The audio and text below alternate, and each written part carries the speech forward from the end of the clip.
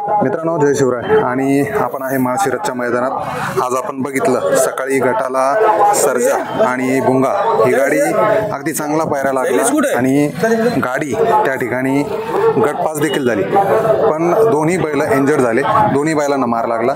आणि शेठजी, नाना काय सांगाल, सकाळी जो प्रकार घडला, सकाळी जे घडलं, दोन्ही बैल इंजर्ड झाले, सर्जा आणि भुंगा, काय झालं, कसं झालं? गाडी गटाला पळून आल्यानंतर गाडी आवरताना तो अपघात झालेला आहे. त्याच्यातून पण बैल दोन्ही पण व्यवस्थित होते. दोन्ही नंदी व्यवस्थित सावरले.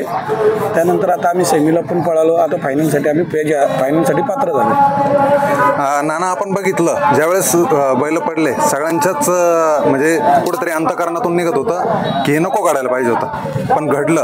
आणि सेमीला असं अपेक्षा होती का सेमीला गाडी पळेल म्हणून तुम्हाला? तशी नव्हती, पण आमचा आत्मविश्वास होता, त्या हिशोबाने पळाली. कारण म्हणजे सर्जापेक्षा याच्यापेक्षा भुंगाला जास्त मारला लागलो. तर त्या ठिकाणी डॉक्टरची टेस्ट वगैरे सगळं झालं. मग त्या डॉक्टरांनी काय सूचना केल्या होत्या? डॉक्टरांनी सूचना काय नाही केल्या की बाबा स्लिप होऊन पडलेली होती, त्याच्यामुळे कसा बैल थोडा घाबरल्यामुळे तो झोपला होता. आणि कशामुळे झाला हा प्रकार? बैल गाडी काय झालं, तिथेशी आपल्या बाबळी होत्या, काटेरी बाबळी, त्याच्यामुळे ती गाडी आवरताना तिथे थोडा प्रॉब्लेम झाला आणि मग तिथं ही गाडी उभी होती, तिला ती ठोकर बसली. आणि असं पण म्हणता येईल ना की गती जास्त आहे, ती तर आहे, आणि त्याला तो वेगाचा बादशाह आहे, तो वेगाचा शेवट आहे, आणि त्याला गती जास्त असल्यामुळे त्यांनी कुठलीच सीमा ठेवली नाही. आणि आज थोडासा झाला त्रास झाला त्याच्यामुळे त्रास झाला, पण कसं आहे त्याच्यातून पण आई एकरीने आम्हाला सावरलं. बरं, काय प्रार्थना केल्या काय तुम्ही? कारण की संबंध महाराष्ट्राचं लक्ष लागलं होतं की गाडी सेमीला पळती नाही पळती, आणि गाडी पळाली, गाडी सेमी पास पण झाली, फायनलसाठी पात्र पण झाली. बघा, त्याचे जेवढे चाहते आहेत, सर्जेचे असतील, भुंगाचे असतील, त्याही जी काही प्रार्थना केलेली, त्यांना दिलेलं जे प्रेम आहे, आणि आई एकविरीच्या आशीर्वादाने आम्ही आज फायनलसाठी पात्र झालो. आपल्यासोबत अरुण शेठ आहे. 1 मिनिट द्या शेवटचा. आणि काय सांगाल, आजची जी गाडी पळाली सर्जा आणि भुंगा, या गाडी म्हणजे अविस्मरणीय पळाली, कारण की आज बघितलं आपण इतका त्रास होऊन देखील बैलाला. गाडी म्हणजे दोन्ही बैल टॉपचीच आहेत. आज मुंबई असेल किंवा सातारा पश्चिम भाग असेल, हे दोन्ही नंदी पळणारच आहेत. त्यामुळं दोन्ही खांदे आलटी पलटी पुढे नंदी पळतात. त्यामुळं गाडीला अतिशय गॅस लागला. भरपूर दिवस झालं नियोजन करायचं होतं. गेल्या वर्षी नियोजन केलं, परंतु थोडंसं चुकलं गेलं, पण यावेळी नियोजन केलं आणि ते सक्सेस झालं. म्हणजे शेठजी, काय सांगाल, संबंध महाराष्ट्रातील चाहत्यांचं सर्जावर भुंगावर जे प्रेम करणारे चाहते, त्यांनी एक काय म्हणता ना, आशीर्वाद रूपी म्हणता येईल किंवा त्यांच्या शुभेच्छा या कामा आल्या सेमीला? जसं मिलिंद शेठचं जे असेल भुंगा, त्याचे अनेक नंदी झाले, आमचे अनेक नंदी झाले, परंतु ते आईच्याच नावाने पळतात एकविरेच्या, आणि ते आई एकविरेचा आशीर्वाद आहे. त्यामुळे दोन्ही नंदी सुरक्षित आणि सुरक्षितपणे पळाले. शेठजी, कुठं लागलं होतं नेमकं सर्जाला, तेवढं दाखवा.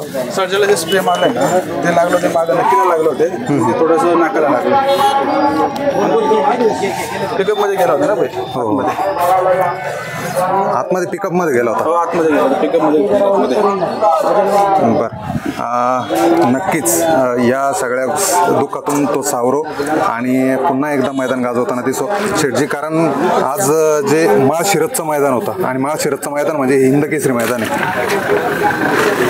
हिंदकेसरी मैदान आहे, आणि या मैदानाची संपूर्ण महाराष्ट्रातील बैलगाडा मालकांना प्रतीक्षा लागली राहते. आणि त्याच्यातच ही दुःखद घटना घडली, पण त्याच्यातून कुठेतरी नंदीने सावरलं आणि स्वतःला सावरून तुम्हाला गुलालात ठेवण्यासाठी त्यांनी पात्र ठरवलं. सर्जापेक्षा थोडं भुंगाला जास्त मार लागलं होतं. जेव्हा गाडी मी सोडून आलं तर बघितलं तर म्हणजे हातपाय तर कापात लागले, परंतु सर्जा उभा होता, 4 पाय, भुंगा झोपलेला होता.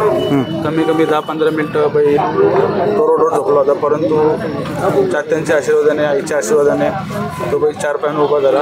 आणि जेव्हा डॉक्टरांशी चर्चा केली, डॉक्टर स्वतः येऊन गेले आणि बैल ज्यावेळी मला वाटलं तेव्हाच आम्ही डिसिजन घेतलं आणि हे केलं, डिसिजन घेतलं. नक्कीच, आणि भविष्यासाठी सर्जाला तुम्हाला शुभेच्छा शेठ. धन्यवाद.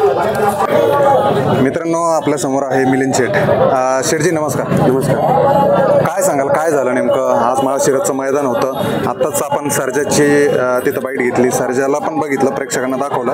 आणि काय झाला प्रसंग काय घडला नेमका? गाडी निकाल घेतल्यानंतर पुढे येऊन जरा टेम्पो होती, टेम्पोला धडकले आणि त्याला धडकून गाडीने आणखी जोरात उडी मारून काट्यांमध्ये गेले. म्हणजे त्याला थोडी दुखापत झाली. दुखापतमध्ये असं ठरलं होतं का बाबा सेमी ना पळवायची, पण शेवटी थोडा वेळ जास्त होता, 5-6 तासाचा वेळ होता. त्याच्यामध्ये डॉक्टर वगैरे करून दाखवून सगळ्यांनी डिसिजन घेतला का बाबा सेमीला आपण पळूया. पण मला वाटत नव्हतं का पळवावं, पण संबंध आमचे आयोजक नियोजन करणारे जे मंडळी आहे सगळ्यांनी डिसिजन घेतला. घोटगावच्या आमच्या मंडळीने डिसिजन घेतला आणि पळवायचं डिसिजन घेतला आणि माझ्या अपेक्षेपेक्षा चांगली गाडी पळाली. शेठजी, आवर्जून एक गोष्ट सांगावीशी वाटते.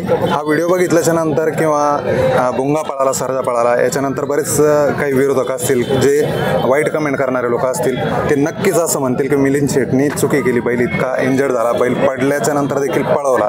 तर काय सांगाल ते अगोदर सांगून द्या. बघा, मी बैलाच्या जेव्हा वेळेला शर्तीला घेऊन जातो त्यावेळेला मी 102 दिवस माझा एकदम टोटल ऑब्झर्व असतो बैलावरती. माझ्या डिसिजन शिवाय माझा बैल कधीच घोड्यातून निघत नाही. नानांच्या इथं असल्याशिवाय मी जोपर्यंत येत नाही, मी आज 4 दिवस झाले इथे.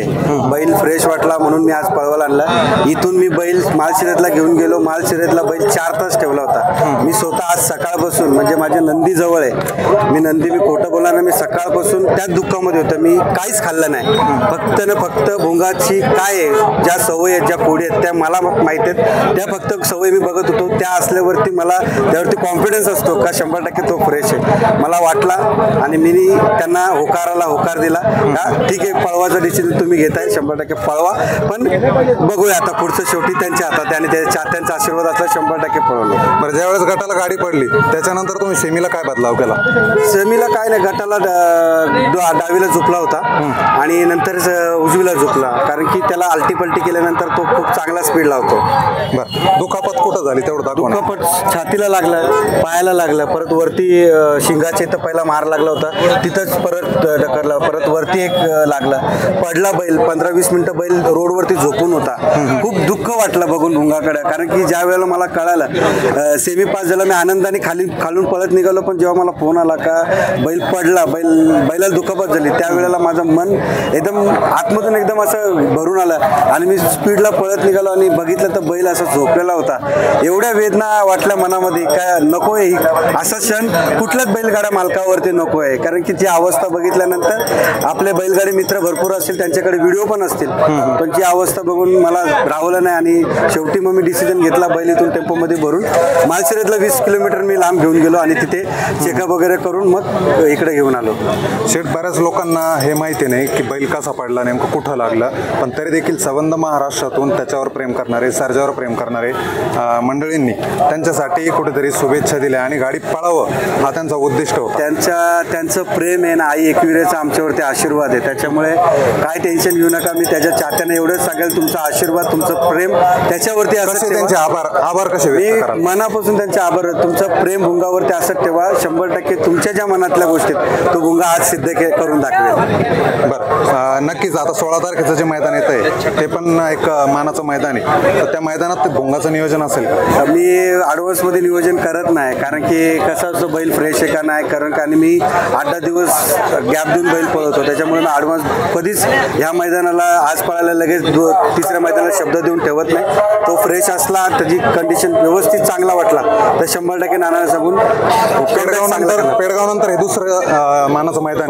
पहिलंच पेडगाव नंतर आजच पळायला मध्ये 7 तारखेला मैदान झालं, तिथं बैलाला आराम दिला होता आणि त्याच्यानंतर आजच 12 दिवसानंतर काढलं मी. बरं, आयोजकांना काय सांगाल, कारण की आपण बऱ्याच जणांच्या तक्रारी आयोजकांचं मनापासून अभिनंदन करतो. सुंदर असं आयोजन पश्चिम महाराष्ट्रामध्ये करतात, सगळे मैदानं चांगलं भरतात. फक्त या शुल्लक 2-4 गोष्टी आहेत त्याच्याकडं तुम्ही टीप म्हणून लिहा. पुढे टेम्पो थांबू नका, बाईक थांबू नका. जे विक्री करणारे असतात त्यांच्या गाड्या थोडं साईडला थांबवा, कारण की जेणेकरून जी गाड्या नंदी पळून येतात त्यांचा काय अपघात व्हायला नको. बस माझी एवढीच विनंती, पश्चिम महाराष्ट्र संघटनेकडे विनंती आहे. कारण की ज्या वेळेला भुंगाचा अपघात झाला होता, भुंगा जेव्हा पळून आला होता तेव्हा शिंग तुटलं, म्हणजे लागलं होतं भरपूर. 1.5-2 महिने बैल बसून होता. पण विनंती करेल कोणाच्या नंदीवरती या सगळ्या गोष्टींमध्ये अपघात होऊ नये. ज्या टेम्पो असतील त्यांना पहिला सूचित करा का टेम्पो तिथे थांबू नका, लांब टेम्पो तुमची बैल उतरवा. आणि बैलगाडा मालकांना पण सांगेल कोणाचा अपघात होईल अशा जागी टेम्पो लावू नका. ह्या अपघाताला एक अजून कारण ठरलं का की दोघं पण वेगाचे बादशाह आहे आणि गती थोडी वाजवीपेक्षा जास्त प्राप्त झाली त्यांना. ते आपण बोलण्यापेक्षा त्याच्यावरती प्रेम करणारा चाहता वर्ग आहे, तुमच्यासारखे सगळे मित्रमंडळी आहेत, तेच बोलल्यावरती त्याच्यामध्ये समजा आपण स्वतः मालक बनून काय आहे. आज सगळे लोक येतात त्याला भेटायला, त्याला बघायला येतात. दोन्ही नंदी टॉपचे आज पळतात म्हणून येतात, त्यांच्यावरती प्रेम करतात म्हणून येतात आणि ते त्यांच्या पळाच्या जोरावरती त्यांनी हे सगळं त्यांनी कमवलेलं आहे. त्याच्यामुळे हे सगळं दिसणारच आहे सगळ्यांना. बरं, जाता जाता काय सांगाल सर्व त्याला ज्यांनी आशीर्वाद दिले, शुभेच्छा दिल्या, त्यांच्यासाठी काय सांगाल? मी काहीच नाही, मी हात जोडून त्यांचं अभिनंदन करत, त्यांचे आभारी व्यक्त करेल. तुमचं प्रेम भुंगावरती असत राहू द्या. आपला भुंगा आपल्याला कुठंच नाराज करत नाही. जे वाईट बोलणार आहेत, जे वाईट कमेंट्स करणार आहेत, त्यांना पण शुभेच्छा देतो. तुमच्या मनासारखं भुंगा करून दाखवेल आज. धन्यवाद शेठ. धन्यवाद.